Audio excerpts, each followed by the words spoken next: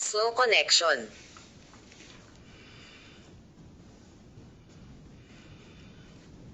Hello there, everybody who's still awake at this wee hour of the morning. Saan mang sulok po ng mundo kayo naroon.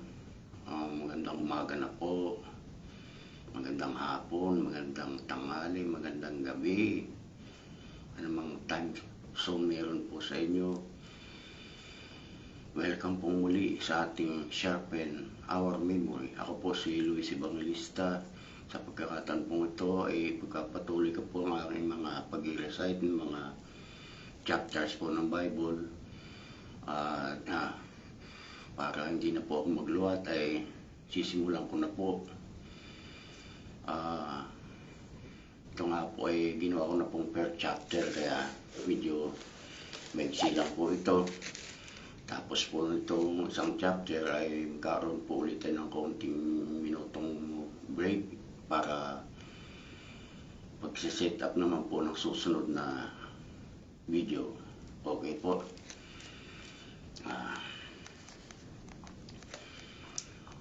Santiago, Kapitulo 1.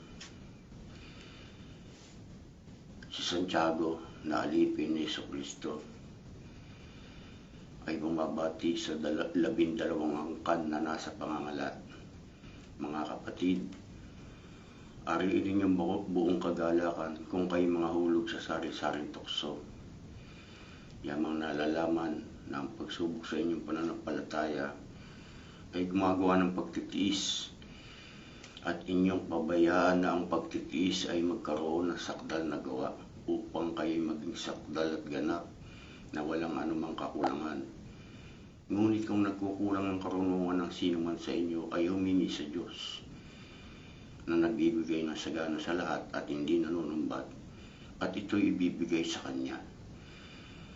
Ngunit humingi siya may pananampalataya na walang anumang pag-aalinlangan, sapagkat yung nag-aalinlangan ay katulad ng isang alon ng dagat na itinutulak ng hangin at ipinapadpad sa magkabi-kabila. Sapagkat huwag isipin ng taong yaon na siya'y tatanggap ng anumang bagay sa Panginoon. Ang taong may dalawang akala ay walang tiyaga sa lahat ng kanyang mga paglakad. Datapwat ang kapatid na mababang kapalaran ay magmapuri sa kanyang mataas na kalagayan, at ang mayaman dahil sa siya'y pinababa, sapagkat siya'y ililipas na gaya ng bulaklak ng damo, sapagkat sumisikat ang araw na may hangin nakakasunog, at naluluoy ang damo at nangalalagas ang bulaklak nito, at nawawala ang karikitan ng kanyang anyo.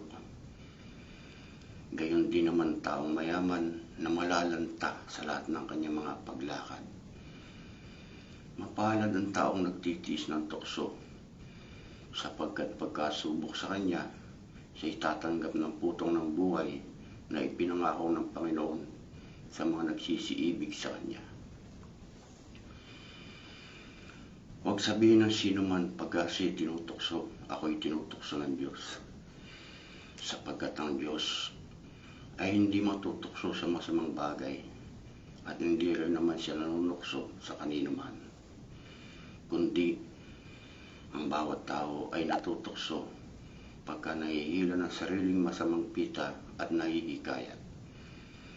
Kung magkagayoy ang kahalayan, kung maipaglihi, ay nanganganak ng kasalanan, at ang kasalanan, pagka malaki na, ay namumunga ng kamatayan.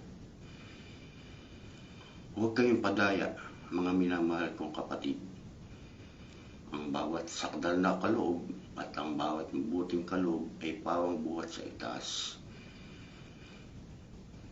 na bumababa mula sa Ama ng mga ilaw, na sa Kanya'y walang pagbabago, hindi kahit kanino man ng kadili ng pag-iiba. Sa Kanyang sariling kalooban ay Kanya tayong pinanganak sa pamamagitan ng salita ng katotohanan, upang tayo ay maging isang uri ng mga pangunahing bunga ng Kanyang mga nilalang. Nalalaman ninyo ito, minamahal kong mga kapatid. Ngunit magmaliksi ang bawat tao sa pakikinig, magmakupad sa pananalita, magmakupad sa pagkagalit, sapagkat ang galit ng tao ay hindi gumagawa ng katuwiran ng Diyos. Kaya't ihiwalay ninyo ang lahat ng karumihan at ang paghapaw ng kasamaan. At tanggapin ninyo may kaamuan ng salitang itinanim na makapangyarihang makapagliligtas ng inyong mga kaluluwa. Tatapwat maging tagatupad kayo ng salita at huwag tagapakinig lamang na inyong dinadaya ang inyong sarili. Sapagkat kung sino man ay tagapakinig ng salita at hindi tagatupad, ay katulad siya ng isang tao na tinitingnan ang kanyang talagang mukha sa salamin, sapagkat minamasdan niya ang kanyang sarili at siya'y umaalis at pagdakay kanyang nalilimutan kung ano siya. Ngunit ang nagsisiyasat ng sakdal na kautusan, ang kautusan ng kalayaan, at nananatiling gayon, na hindi tagapakinig na lumilimot, kundi tagatupad na gumagawa, ay pagpapalain ng taong ito sa kanyang ginagawa. Kung iniisip ng sino man na siya reliyoso, samantalang hindi pinipigil ang kanyang dila, kundi dinadaya ang kanyang puso, ang reliyon ng taong ito ay walang kabuluhan.